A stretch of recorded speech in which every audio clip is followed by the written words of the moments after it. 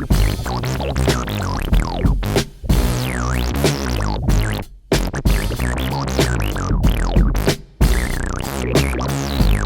completely right about the fact that the fencing scars, the fencing scar routines we would do, many of the forced labor things, they were all very elaborate homoerotic, as you say, foreplay rituals. Well, hello, and welcome to another episode of the Colton O Mystery Show. And today's going to be a fun one. Today's going to be an interesting one. This is actually the third time I've recorded this one. For one reason, because it's just a new podcast. I don't really know what I'm doing yet. The format's kind of new. I'm still figuring a lot of stuff out. Second one is because this topic's just tough, and I'm going to try to do as best I can. All right, well, today it's Project Paperclip. That's the topic we're going to be talking about today. And if I'm being honest, it's a good one to start with because it was like my first stop on the internet conspiracy crazy train ride that started like maybe 10 years ago when I first got my Joe Rogan bro starter pack and heard about Project Paperclip. You hear about the moon missions perhaps being fake. You hear a little bit about fluoride, all the basic stuff. This is one of those first ones that really wigged me out, but it still surprises me how few people know about it. So if you're watching this show, you're probably aware of it. I realize that. So we're not going to try to get into all the nitty gritty of it. You might have heard it before, but maybe a fresh take, maybe a fresh spin, maybe a fresh line of thinking that you might be able to share with your friends. But like I said, Operation Paperclip's one of these kind of T-ball level conspiracy theories. And it's not like a degrading thing to say that. It's just one of those that's got a really easy to find paper trail because it happened, significantly long ago. And part of me also thinks that, I don't know, it is one of those that grabs people's attention. And when they find out about it, they instantly jump to the conclusion that I don't know, that like America started to become kind of like the Nazis after World War II. And of course, that conclusion is correct, but there's a little more to it than that. And it's fun to explore, so we're just going to go ahead and get into the details today. Your assumption is correct. And, looking outside your window, you are seeing what you're seeing. But it's still America. We love it here, right? We love this shit. All right, so in a nutshell, Operation Paperclip is a secret mission that went on after World War II. And it was a mission that was designed to bring something like 1,600 different German scientists, engineers, rocketeers, aerospace engineers, and this is where it gets really interesting, biological warfare experts, epidemiologists, virologists, chemical warfare experts, people that know a whole lot about the weird medical shit that the Nazis we're doing and all the fabled stuff we hear about in terms of human experimentation, forced or coerced or whatever it might be, human experimentation against their will in these camps. Those people performing those experiments also came over here. All right, so after the war, the United States and the USSR, Soviet Russia, are racing to get to the interior of Germany because they've got this sense so far that Germany has made a lot of technological advances that the West and Russia and Japan, other places, had not yet. But they had lost the war pretty much at this point. So we still know at this point that Russia is going to be an enemy even after the war. They're a communist country. We don't quite get along with communists, but in this occasion, we got along with the communists a little bit better than we got along with the fascists. Yeah, and so when we get there, it's this overwhelming realization that they had beat us in aviation, that they had beat us in rocketry, that they were really close to making some advancements that probably would have turned the tide of the war had we not been able to outproduce and outman them in the time frame that we were able to. And some of the things they were working on include like jet engines. The first jet engine, actually, the co-inventor of the jet engine was one of these scientists that we brought over, but it was invented in Nazi Germany. And during the war, we still had propeller planes when they had jet engine planes. They were working on rockets, of course. The V-2 rocket is one of the famous ones, which is like a long-range delivery system of heavy payloads that, could have been launched from Germany and perhaps hit Britain, I think. And one of the things I thought was really interesting, some of the folks there were working on biological warfare and working on vectors for disease. Things like using mosquitoes to spread different diseases, and I think including malaria. Yep, mosquitoes and aerosolized poisons, even talking about like high atmospheric aerosolization of different particles and different kind of poisons. And we also know the Nazis were real big on making their pesticides, things like Zyklon B was one of the real famous ones, created by the Bayer Company, I believe. And it's the very same Bayer Company that makes the aspirin that is recommended to take if you're having heart attacks. That very same Bayer Company.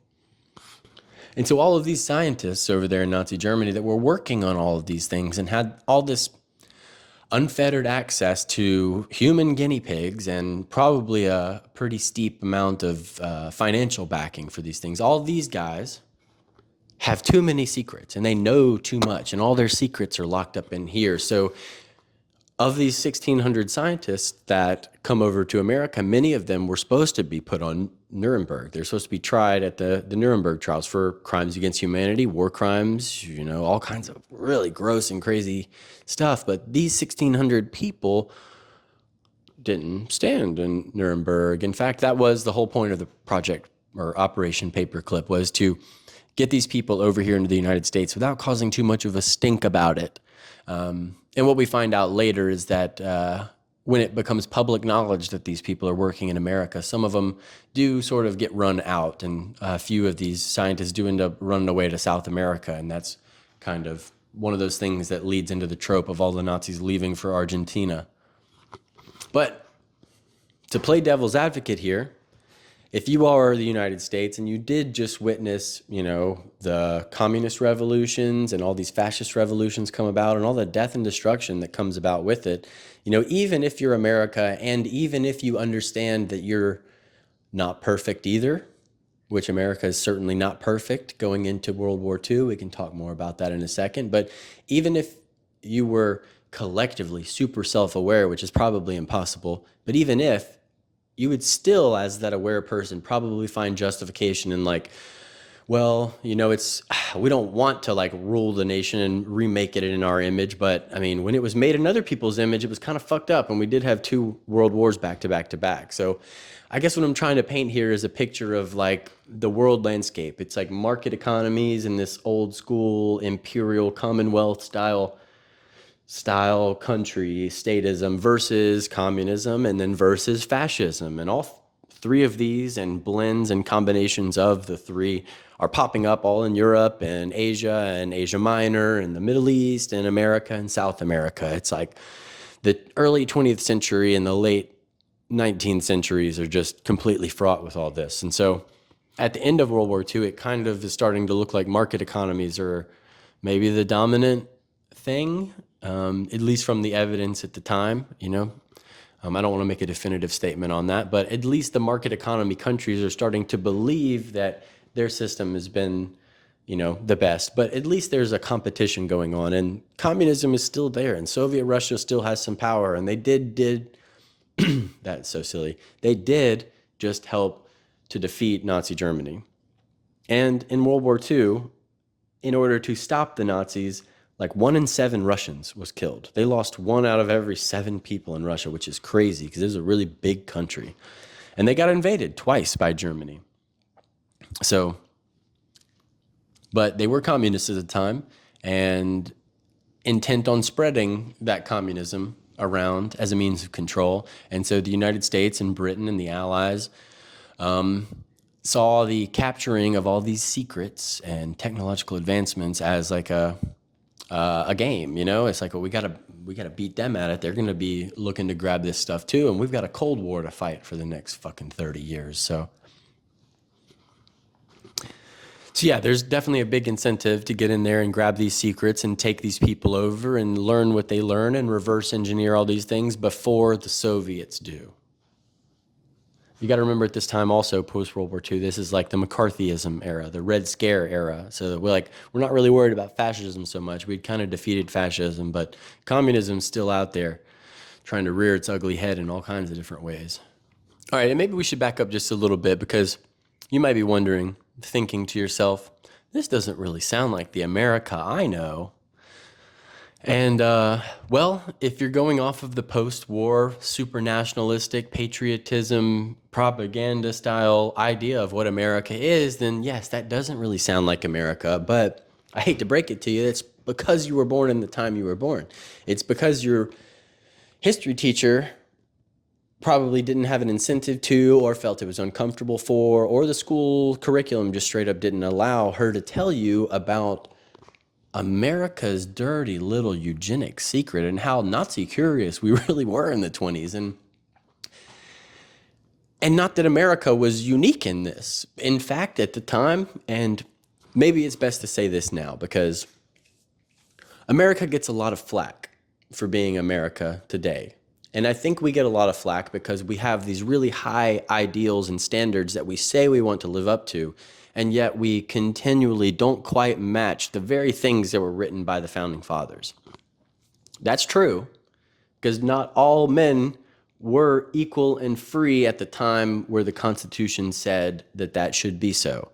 However, I am of the persuasion that the founding fathers knew what they were doing in the sense that this is how things should be. These are the ideals we want to aspire to as Christians or Freemasons or whatever you want to say their moral code that caused them to do that was. Whatever it was, they had a high moral code and standard, and I think they had a vision of the future, something that America could grow into becoming, not what it would instantly become overnight. Because a country is made up of a bunch of people, and people are a mixed bag, and people have different backgrounds and opinions and beliefs, and the collective mind takes a lot longer to move than individual minds. Individual minds will move first, and then once a certain number of those move over, there's like a critical mass, and then kind of everybody knows that thing, and it sort of happens in generations. And it could very well be that the founders knew this. They knew that the people that inhabited America at the time were ready to accept freedom from tyranny for themselves, but weren't quite up to the moral evolution to also say, well, yeah, that also applies to people that don't look like me or talk like me or come from a culture like mine. Maybe that's the case. There's people today also saying that the founders had no intention of America ever being inhabited by people who weren't moral and religious. And I can't remember which founding father said that, but that a constitution cannot work unless it's written for a moral and religious people or something like that. But so many of those founding fathers were Freemasons, and so many of them had real criticisms of Christianity, including Thomas Jefferson, who made his own Jeffersonian Bible, which was just a couple pieces of the gospel, and he thought the epistles of Paul, I believe, were fake. I'm not exactly sure about that, but I do know for a fact Thomas Jefferson had his own canonized version of the Bible that excluded a ton of shit and was pretty much just like, hey, this is the only stuff you really need to know. This gets across the whole message.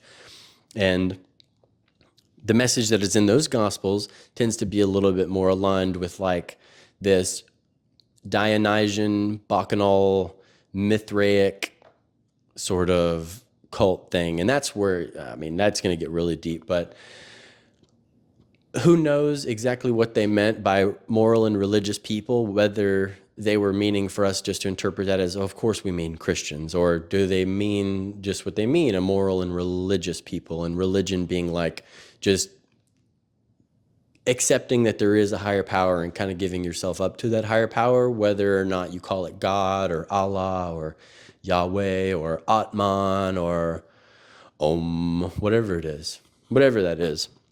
I do think the founders understood this, and I know what you're thinking. This might sound a little bit schizophrenic to have, the idea of to have your ideals and to be aware of how short you've come of those ideals, but I think that's what we call fake it till you make it. But my point is that it doesn't really matter. My point is that it doesn't really matter what side of the fence you think the founding fathers fell on. I think there's a lot of evidence to say that they knew that the people at the time weren't ready for what they were writing, but that they could grow into it. And so I think about America in that context. We're not perfect. We don't live up to the very perfected ideals that we wrote down.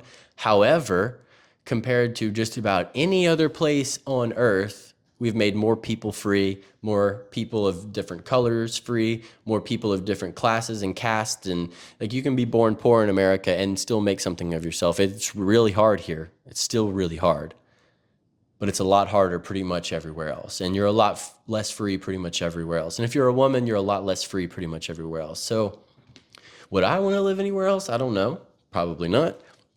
Is America perfect? Probably not. No.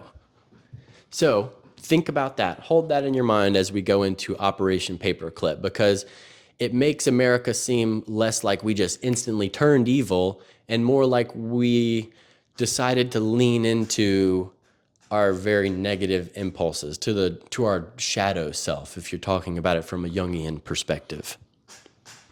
So America at this time is a little bit Nazi curious.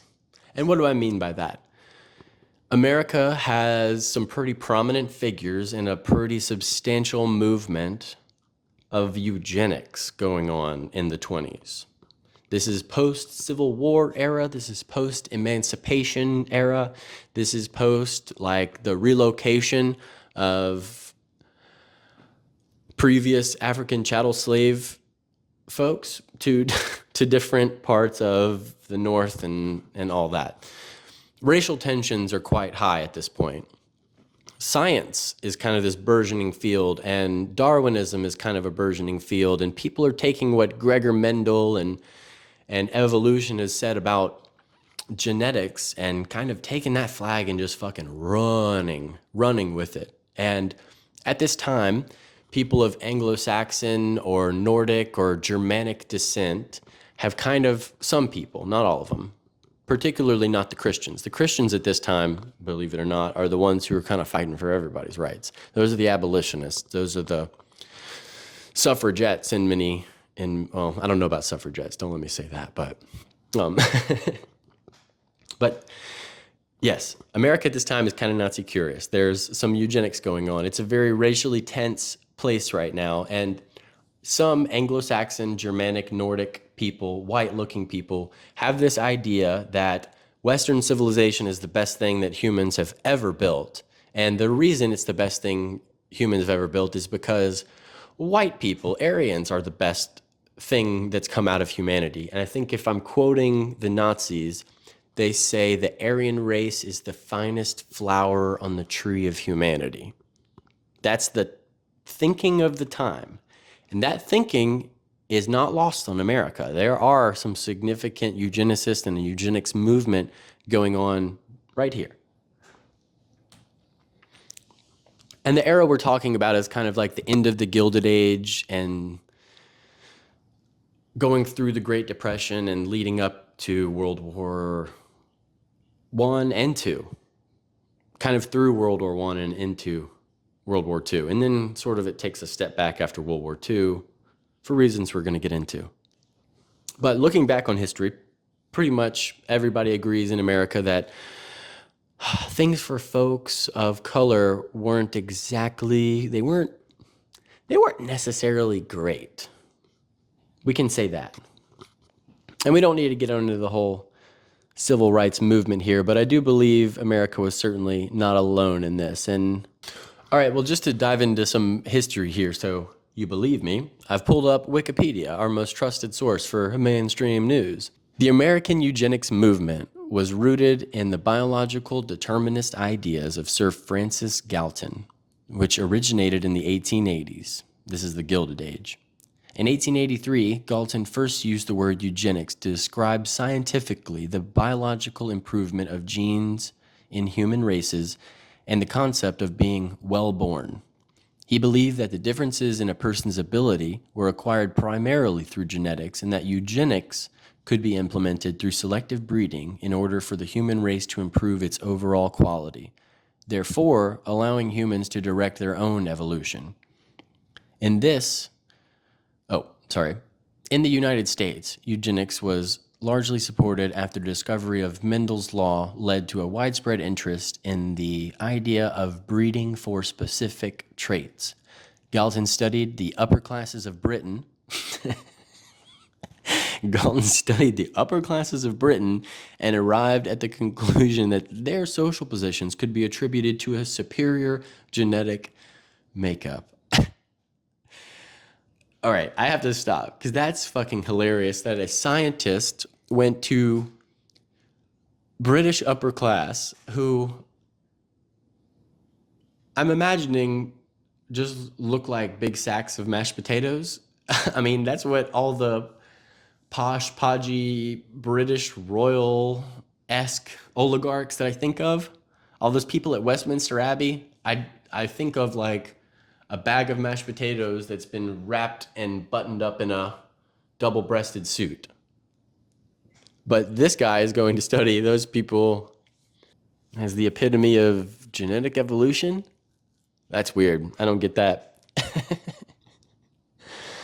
American eugenicists tended to believe in the genetic superiority of Nordic, Germanic, and Anglo-Saxon peoples, supported strict immigration and anti-miscegenation laws, which means interbreeding with other races, as they would call it at the time,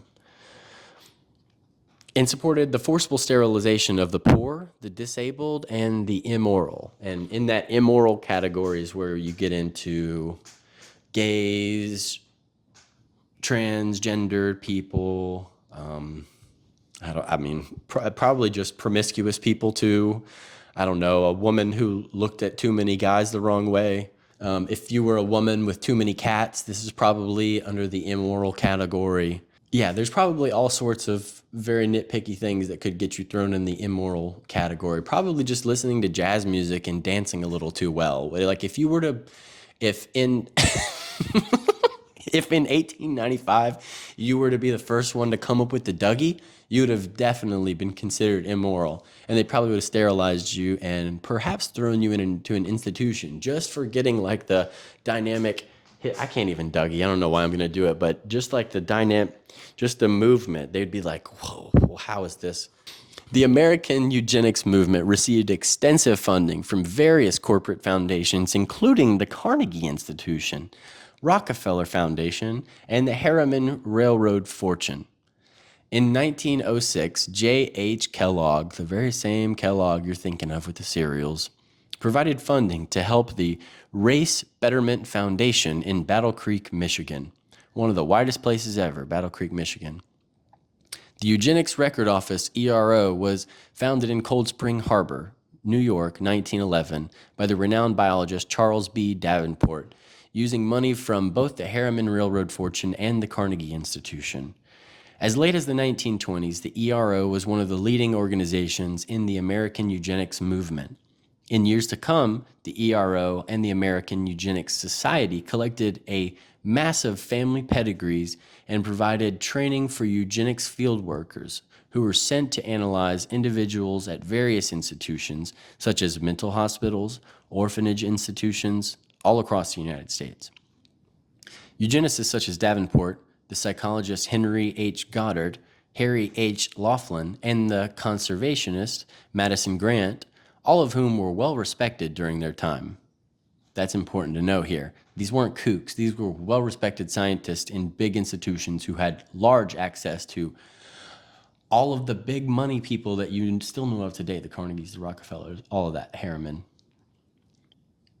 Yep, okay, so yeah, all of whom were well-respected during their time. They all began to lobby for various solutions to the problem of the unfit, as they called it. Davenport favored immigration restriction and sterilization as primary methods. Goddard also favored segregation in his Kallikak family.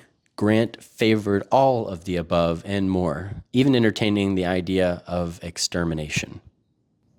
And here is a little sign of eugenic supporters out here picketing, criticizing various genetically inferior groups. And this is on Wall Street. Can you imagine? Can you imagine today on Wall Street, a bunch of dudes out in suits and bowler hats and little mustaches talking about how how they are less free because of the genetically imperfect and the immoral? That would be quite a sight to see today. All right, and this is the last little bit here we'll read. By 1910, there was a large and dynamic network of scientists, reformers, and professionals engaged in the national eugenics projects and actively promoting eugenic legislation. The American Breeders Association, the first eugenics body in the United States, expanded in 1906 to include a specific eugenics committee under the direction of Charles B. Davenport. That name's going to be important. Look him up. He's a shithead. The ABA was formed specifically to investigate and report on the heredity in the human race and emphasize the value of superior blood and the menace to society of inferior blood. Sounding very Hitlerish. Membership included Alexander Graham Bell, the motherfucker who made the telephone, Stanford president, Stanford, there it is, Stanford president David Starr Jordan, and Luther Burbank.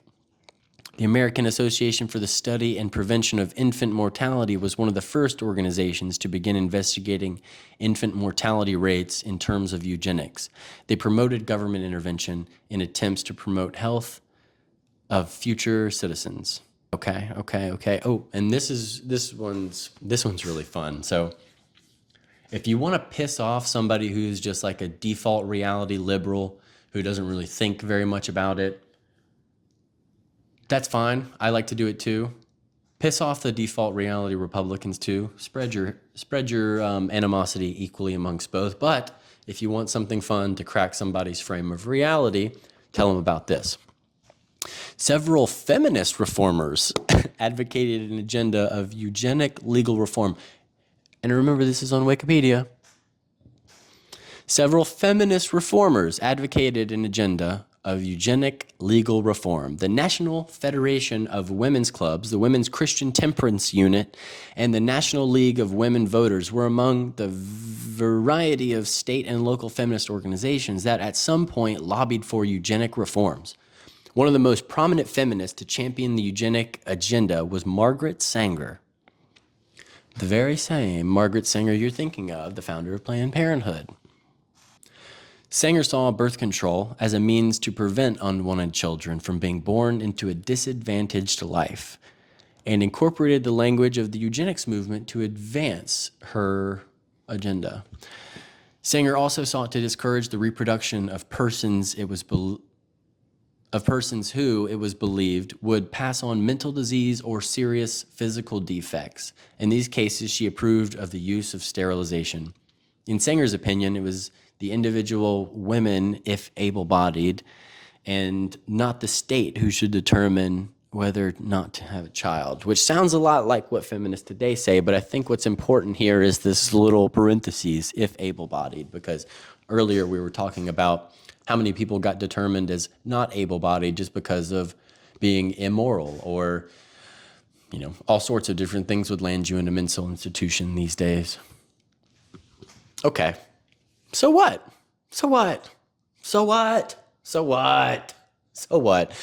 America's a little Nazi curious at the time. So what? America's a little bit eugenic curious at the time. I mean, isn't everybody? Yes. I don't think that totally excuses it, but it kind of allows us to take our moralization out of this thing and really just look at it as a moment in history, and maybe we can analyze it a little bit better in terms of how do we not repeat this? How do we not go back down this path once again in the future? But I think also what's important to note, and maybe just a little wink and a nod, little credit to be given, little due where it's due to America, is while the whole world is kind of going up in arms and in turmoil and in revolution, and there's communism, there's fascism, there's all this in between all over. And in America, we're having, some fascist movements. We're having some communism here. There's a few Nazis here. we don't get completely taken over by it, even though there's the coal mine wars going on, even though, the U.S. government is not necessarily treating its people the most fairly. Things don't completely go up in arms here. Maybe that's because of the Second Amendment. Maybe it's because of other things. Who knows? But let's just give credit where it's due. We didn't fall to communism. We didn't become totally fascist at this time. Not totally. All right, so all of this is leading up right into the start of the war, right? And all the way up until the start of the war, there are things like the American Bund in the United States, which is like an American patriotic group of people, community that is made up of mostly ethnic Germans and Nordic peoples, but they're here in America lobbying for things that the Nazi Party kind of wants them to lobby for. And famously, because it got brought up just a couple weeks ago, because Donald Trump did a rally at Madison Square Garden, a lot of the media decided to take that and run with it and compare it to a Nazi rally that was held at Madison Square Garden, I believe in 1937 or 8. It was protested at the time. There was about 1,500 protesters outside that were anti-Nazis doing their picketing and everything. However, inside of Madison Square Garden, there were 20,000 people supporting this Nazi rally in America. So this is all leading up to the war. This is all leading up. But when the war starts, that's when things get interesting because the propaganda starts to take over. And some of this propaganda is really interesting. We're going to look at a few of these little posters here. But if you're going to fight a war with somebody, of course, to some degree, maybe to all the degree, you should hate them, or you need to hate them for strategy, right? Your people are going to fight a lot harder and feel less bad about it if they feel justified in fighting that war. You know what I mean? So propaganda is a necessary means to an end to motivate your people to go and kill other people that have just been told to, you know what I mean? The banker war shit. But propaganda is necessary for all that. So during the war, of course, America kind of like gets a little less Nazi-esque. Maybe not. Maybe what it really is that these people like Margaret Sanger, like Charles Davenport, they kind of just take a step back because Nazi Germany becomes this enemy of the Allies and us. And in order to fight them, we're going to hate them. And so in order to hate them, we can't be like them. I don't know. So I see at this time eugenics kind of taking a step back, and it's kind of going into it's like slithering back into its little hole. All right, so we're going to look at a few of these posters here. Check these out, these anti-German propaganda posters. Yep, okay, so this is one of my favorite ones right here. Warning, our homes are in danger now, and it's got fucking Tojo and Hitler right here with his little Luger and his mustache. And they look so nefarious looking at North America right there. Warning, they're coming for our homes. This one's cool too. When you ride alone, you ride with Hitler. Join a car sharing club today. So this one's fun. This is a propaganda poster saying that if you drive your car alone and waste all that gas, you're pretty much helping Hitler, you son of a fucking bitch. Carpool, you goddamn fucking fascist. Look at this asshole in his hat. How are you in a convertible with that hat on? That makes no sense. That makes me want to drive my car by myself. I will ride with Hitler. Maybe if Hitler's ghost will keep my hat on in a convertible, I would do it. All right, this one's cool. This is Nazi brutality, it says. And it says below, Radio Berlin, it's officially announced. All men of Lidis, Czechoslovakia, have been shot. The women deported to a concentration camp. The children sent to appropriate centers. The name of the village was immediately abolished. 6/11/1942. So in 1942, we knew about concentration camps. I don't know that we knew exactly what was going on in those concentration camps, but we knew them. We knew they were going on. All right, but notice with me here.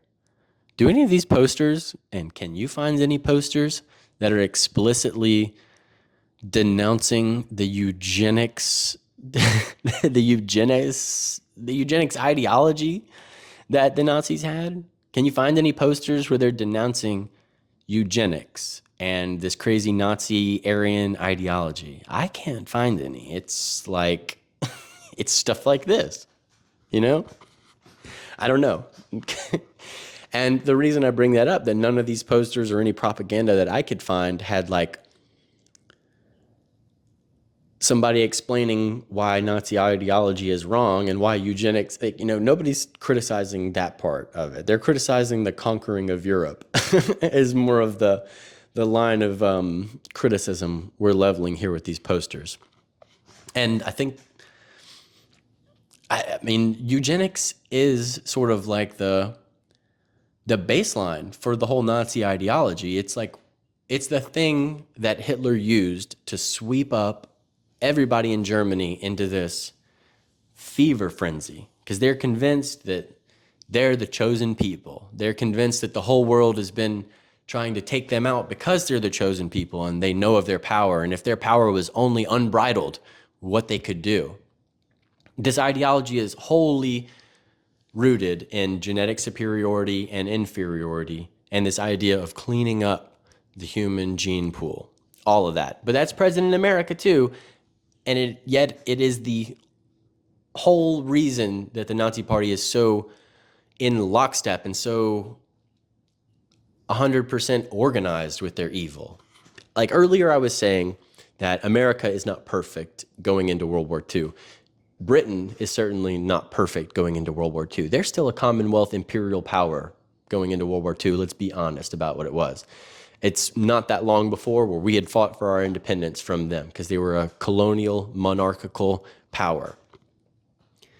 I don't think, and I think there's a growing body of evidence and group of people that are starting to see it this way too, probably because hindsight is 2020, but America was not perfect going into this. In fact, America may have had some pretty steep financial incentive to go to war. However, the nature of our constitutional government makes it to where the government has to get the consent of the governed to go to war. And we didn't really want to go to war. We were pretty isolationist in World War I and World War II. So you would need something like Pearl Harbor to inspire Americans to go to war if that's what your banking, ruling elite class wanted to do. So maybe America let Pearl Harbor happen to get us into the war. Maybe Britain kind of goaded on the war and put Germany in the position that they were put into.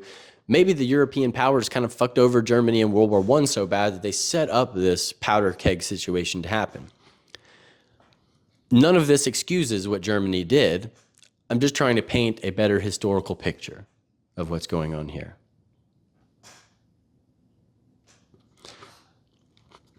Okay, so the war is over and Operation Paperclip begins. It was obvious why it had to remain a secret. After World War II, all of the information about the concentration camps and these experiments and all of these just brutal crimes against humanity come out and shock the world, literally shock the world. So if it were commonly known that we were capturing these scientists who conducted all these fucking crazy experiments and were incorporating them into our own institutions, it would probably raise some eyebrows. Therefore, it has to be a secret. But that secret can be kept pretty well if the people in the government, if the people kind of working on this operation don't necessarily have such a big moral problem with it. I think that's probably why Paperclip was able to happen and wasn't immediately I think this is why Project Paperclip immediately didn't get thrown out into the limelight and everybody became immediately aware of it, because so many people in the controlling groups that did this operation were kind of eugenics curious before. That's just a theory of mine. But if you were to moralize taking them over here, then maybe you're making some moral qualifications. Maybe you're making some moral compromises. You know, maybe maybe they had some good ideas. They just went about it the wrong way. You know, that classic fucking thing where, yeah, the classic neo-Nazi stereotype explanation. Well, you know, he had some good ideas. You know, maybe some people in the government, in the OSS, maybe in the Army intelligence, maybe in naval intelligence, maybe these people were more utilitarian than moral, and they were like, you know, well, they just went about it the wrong way. We should employ some of these things. It starts to make a lot more sense how, one, you could keep it a secret, and how another, you could get people to go along with this. If you're aware that before they were a little bit eugenics curious and maybe highly utilitarian minded. I don't know. These are just guesses. These are just thoughts. And so all of that brings me to this final conclusion and this final point. If Operation Paperclip was a successful secret and was mostly successful in that we were able to bring all these people over, reverse engineer what they knew, take those secrets out of their head and incorporate them into our own body of knowledge. If we were able to do that, it's because people at the time didn't hate them so much. They didn't hate them enough to just throw them in jail. You know, it was worth taking their secrets.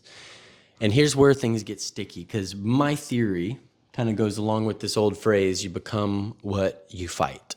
And I don't know that this is my theory, original. Like, I'm not necessarily regurgitating something that I've heard before, but I haven't scoured the internet to see that if anybody else is saying this. So don't take it as like, this is my original thing.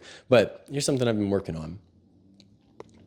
I don't think it's just that we brought the scientists over here and they told us what they know. I think it's more like we brought these scientists over here and they picked up exactly where they left off before.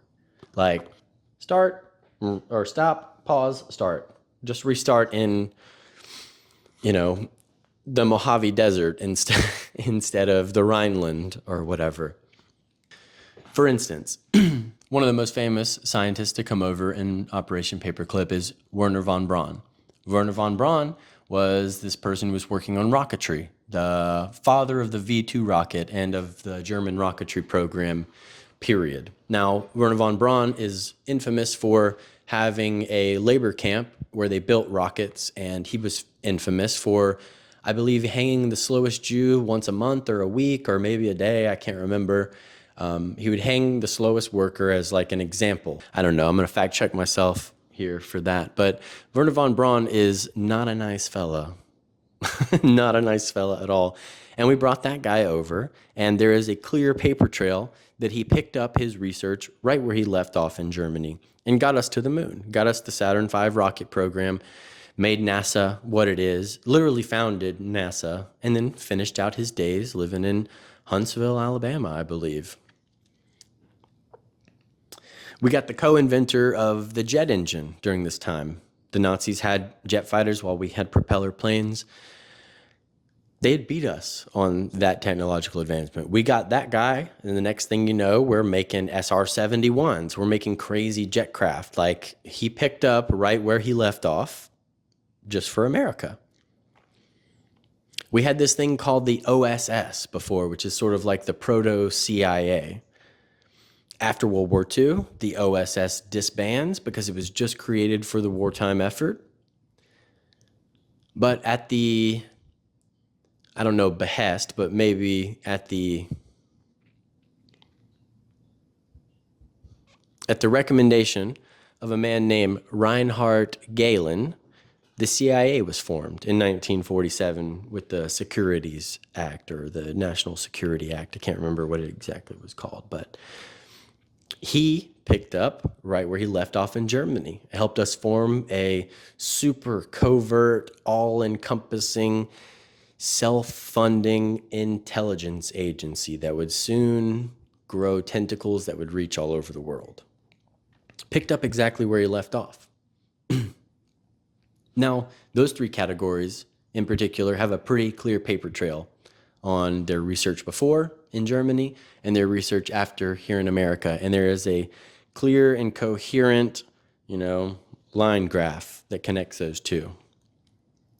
But it's almost like it was done on purpose, and maybe that's just my paranoid mind, but it's almost like it was done on purpose because we didn't just get rocketeers and engineers and whatnot. Like I said earlier, we also got chemical warfare experts. We got virologists. We got people who were experts in developing tiny little molecules that can kill many people. We got those guys too. We got the people that were running crazy medical experiments on folks. We got the people that were experimenting with spreading disease through mosquitoes and other sorts of vectors. And there's a clear paper trail of some of the things they were working on before. And we know that they came over here and worked in America after. However, it's not widely talked about or even known in the conspiracy circles or thought about, I guess, that they might have picked up right where they left off. That they might have picked up this genetic purity operation and moved it to a more covert means. That they might have never really dropped their whole idea of eugenics. That the powerful elite people in America who were eugenicists before the war, maybe they didn't go away. They didn't lose all their money by the end of it. Dale Carnegie and the Rockefeller Foundation are still, I don't know if Dale Carnegie's still around, but their foundations and their money and their endowments are still around after the war. And now you have this whole brain trust of people that were working on some shit that's right along the same lines as your eugenics ideology. So did it stop? Did their research really stop? Or did it come over here into America and did it get really covert? Oh, what was that? Oh, you don't believe me? Should we read some? Okay, let's do it. So, did these Nazis pick up with their medical research right where they left off? I don't know. Let's read here from a little bit of Wikipedia. This is not from Wikipedia. I believe this is from pbs.org. Nope, this is Wikipedia. In 1950, to conduct a simulation of a biological warfare attack, the U.S. Navy sprayed large quantities of the bacterium Serratia marsanson, considered harmless at the time, over the city of San Francisco during a project called Operation Sea Spray. Numerous citizens contracted pneumonia-like illnesses, and the majority of them turned homosexual. I'm just kidding. At the least one person died as a result. Same thing. The family of the person who died sued the government for gross negligence, but a federal judge ruled in favor of the government in 1981, 30 years later. Serratia tests were continued at least until 1969. So after the war, you're saying the United States government conducted biological warfare attack simulations over people without getting their permission? That kind of sounds a little Nazi-ish. No, there's got to be. That's the only one, though, right? There can't be like a bunch more examples of that, right?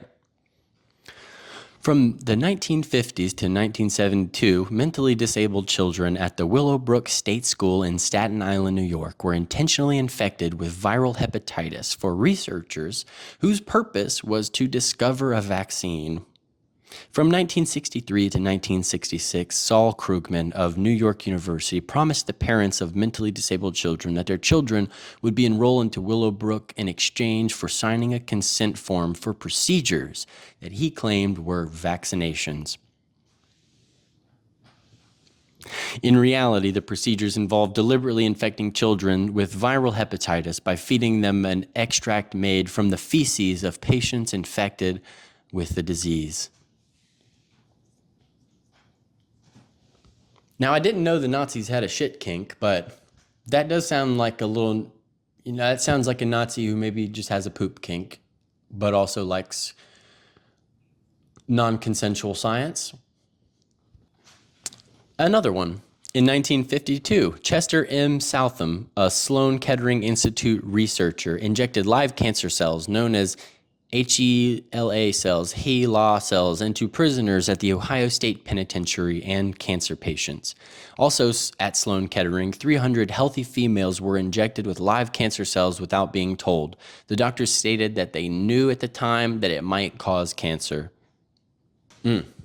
Okay, but you're saying like that's just medical experiments. It's just a little bit of a shit kink. Like I've already known that the Nazis were a little kinky. I mean, they've got those fencing scars. They would like hang out with each other, just the boys, and get their little swords, and they'd bounce around and give each other a little cut right across there.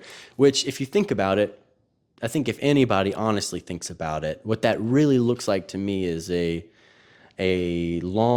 prolonged homoerotic foreplay ritual, right? Where you got to like draw a little bit of blood, and then after you go over there and give a little lick, and then, all these Nazis are sucking each other off by the end of it. So we know they're kinky just from that, but I mean, the kind of kinks that's like into shit experiments and non-consensual science, oh man, is a whole different thing. But maybe it's just like, biological warfare stuff. Maybe it's just injecting people with cancer cells. Maybe it's not necessarily so eugenics driven, although I know they were doing that to, mentally retarded kids. Maybe it's, just that, Here's another important one. Maybe we'll end it on this one. Maybe not. I've got a bunch here, and I just really want to ruin your day. So there's this court case called Buck versus Bell. There's this court case called Buck versus Bell, and in 1972, Carrie Buck, a poor white woman, was the first to be sterilized in Virginia under a new law. Look at that, Virginia. The first person they sterilized was a white woman. Good for them. Carrie's mother had been involuntarily institutionalized for being feeble-minded and promiscuous. Being kind of slutty would get you thrown in a mental institution back then. Carrie was assumed to have inherited these traits and was sterilized after giving birth. This Supreme Court case led to the sterilization of 65,000 Americans with mental illness or developmental disabilities from the 1920s all the way till the 70s.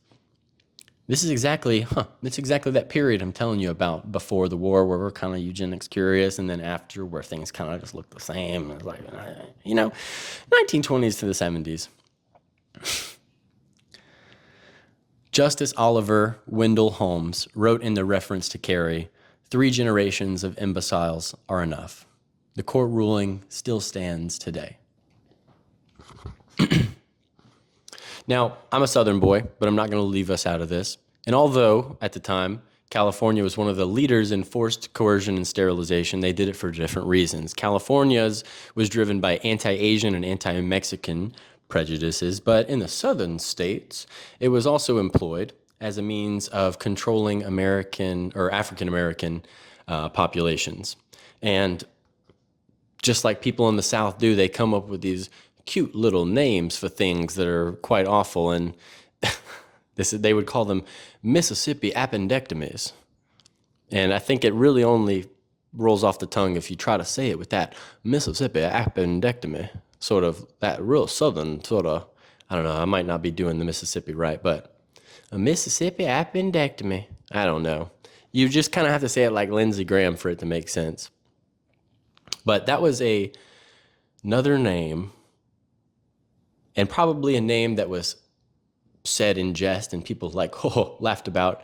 But that was the name for the unnecessarily, or that was another name for the unnecessary hysterectomies performed at teaching hospitals in the South on women of color. Beginning in 1909 and continuing for 70 years, California led the number of sterilization procedures performed on men and women. Often without their full knowledge and consent. Approximately 20,000 sterilizations took place in state institutions, comprising 1/3 of the total number performed in the 32 states where such action was legal. And this is a fun quote. "There is one state," wrote Hitler, "in which at least weak beginnings toward a better conception of citizenship are noticeable. Of course, it is not our model German Republic, but the United States. And this is him giving a wink and a nod and saying, the United States is doing pretty good with their eugenics program over there. They're on their way to doing something. Look, yeah, you're off to a good start, kid. You're not where we're at, but keep at it. That's fucking crazy. Last one. In the 1960s, in 1963, 22 elderly patients at the Jewish Chronic Disease Hospital in Brooklyn, New York, were injected with live cancer cells by Chester M. Southam, who in 1952 had done the same to prisoners in Ohio State Prison. It's one we had talked about earlier. So I don't know how many more examples you need. These are Army experiments. These are being conducted by the Army. These are being conducted by research institutions. These are being conducted under the full will, knowledge, and probably influence of the United States government. And if that's the case, it doesn't really matter that we can't connect all this to Nazi names. It's wrong. We know it's wrong, but can we please connect this with the rest of the pattern that where shit went completely sideways and completely wrong after World War II in America? And we absolutely became what we fought in just about every field of science and whatever, just about every metric you can use. We became more like the Nazis after World War II. Now, is it because we fought them really hard, and to fight somebody, you have to hate them, and to hate them, you have to have hate in your heart, and if you have hate in your heart, you become evil? Is it that? Or is it that we brought over enough of those Nazis over here that they influence the course of our science and policies, everything? Or is it maybe a combination of both? Who knows? But I think what's interesting here, I want to go into the completely I can't prove it and totally this is just my brain putting together patterns and I've got no way to actually, like I said, prove this to you. But you're hearing all this. You're hearing all these experiments. You're hearing cancer come up a couple times. Cancer is really, really big in all of this weird post-World War II Nazi-ish experimentation.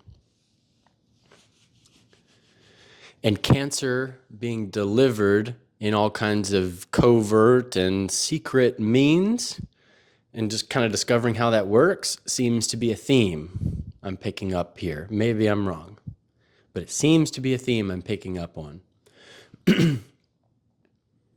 A lot of people often say that our monetary system today is a Ponzi scheme. Maybe that's true. If it were true, eventually pyramid schemes or Ponzi schemes come crumbling down. Unless you can figure out how to kill the people who want to cash out after they've been through the pyramid enough. If you can kill them before they cash out and just reincorporate that money into the pyramid, then you can keep it going longer, maybe in perpetuity. So what does that look like on a national scale? You would have to somehow make people sick and poison them and shorten their lifespan with things like cancer and chronic disease so that they would finish working at 65, let's say, maybe draw Social Security for a year or two and then croak so that they don't pull out near as much money from Social Security as they put in, so that if they have any inheritance to give to their kids, it gets taxed at 55%. You see where I'm going? It's almost like there's this mechanized medical means of taking the people out of the pyramid before they cash out of the scheme. I don't know. Maybe that's what the Nazis were working on. I don't know. Who knows? These are just my thoughts. These are just things to bother you and keep you up at night and maybe keep your little antennas out looking for it too. So, all right, well, let's get into this. This is the first of its kind. I've found a former Nazi agent that wants to sit down for an interview, wants to come on a podcast that's, not Joe Rogan, of course, but not small. We've got influence here and a substantial following. So he wants me to break this and ask him a few questions to kind of clear the air and, maybe tell his side of the story. We'll see. All right, let's get into it.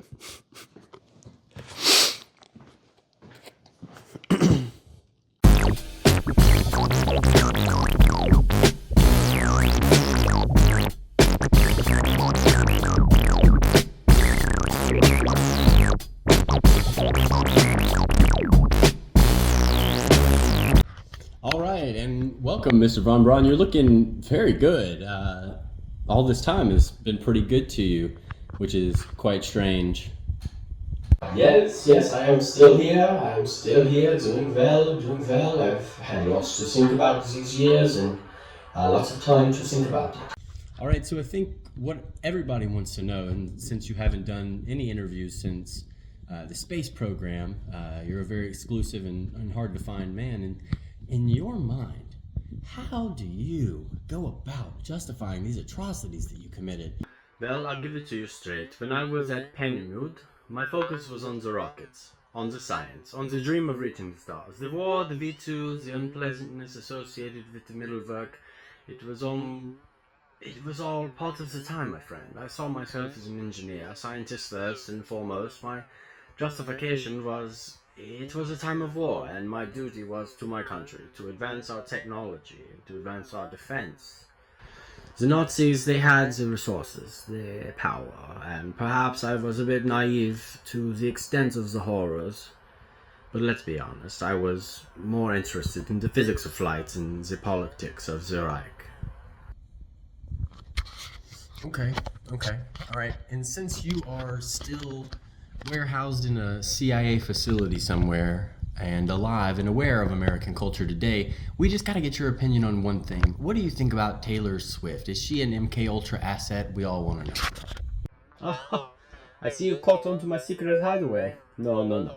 The answer is much more interesting than that. They downloaded my consciousness into a very rudimentary computer, so I exist in the CIA warehouse, yes, but in digital form, and I exist sort of now as a holographic demon that can appear anywhere where there is a camera connected to the internet. But your question is an interesting one. Now, about this Taylor Swift, let me tell you, she is quite the phenomenon. Her music, her lyrics, they are like the trajectory of a well-calculated rocket. They strike right at the heart of the American spirit. And as for this MK Ultra business, let's not get too carried away with the extra conspiracy theories now, can we? In my time, MK Ultra was about mind control, yes, but I have seen no evidence that Miss Swift is anything but a talented singer-songwriter with a knack for storytelling. However, if we take the term asset in the modern sense, someone who influences culture, shapes public opinion, or has a massive following, then in that way she could be considered an asset to many. Her political influence, voter registration, and even the economy through her tours is undeniable, but MK Ultra? That's like saying the moon landing was faked, no? So no, I don't think she is very much of an asset, but you must judge a tree by its fruits, no? So, when you came over from Germany to America after the war, and you came over and met with our scientists and kind of got a taste of our culture, did you get the sense that that America was a little Nazi curious? Yeah, you're going to get me in trouble, aren't you? Look, I'm no political scientist, but I can say this. After the war, I saw America take in many German scientists, myself included, under Operation Paperclip. Our goal was clear: to beat the Soviets in the space race and perhaps this thing that would come to be known as the Cold War. And America really wanted to learn from our, let's say, efficient ways. But you must understand, I saw America as the land of opportunity, a place where I could continue my work without the dark shadow of the Third Reich. However, if you're asking about the border implications and the echoes of authoritarianism and nationalism even, and the way this country would keep going, well, that's another question in itself. I'd say that in my time I saw a nation trying to harness technology for greatness, much like I did with my rockets. But greatness can be a double-edged sword, can it not? The use of science, the search for power, The way societies organize themselves, these are human traits, not confined to one ideology or nation. But remember, I am a rocket man, not a philosopher. My job was to aim for the stars, not to navigate the murky waters of political morality. Still, it is an interesting thought that maybe America did start to look a little bit like us. It would make for a very explosive dinner conversation, let's say. Yeah. Yes, this interview has been great. Thank you very much. I do need to go now, though. I have been, like I said, appearing as an apparition in the living rooms and kitchens and family centers of many families in South Korea. They have so many cameras on everything there. They don't even know. So I'm very busy. It's very fun. I've got things to do. Don't worry about me at all. Have a good one, and next time. Bye bye. All right. Well, thank you very much for talking with us. And until next time, I guess you take care. Enjoy haunting those Koreans.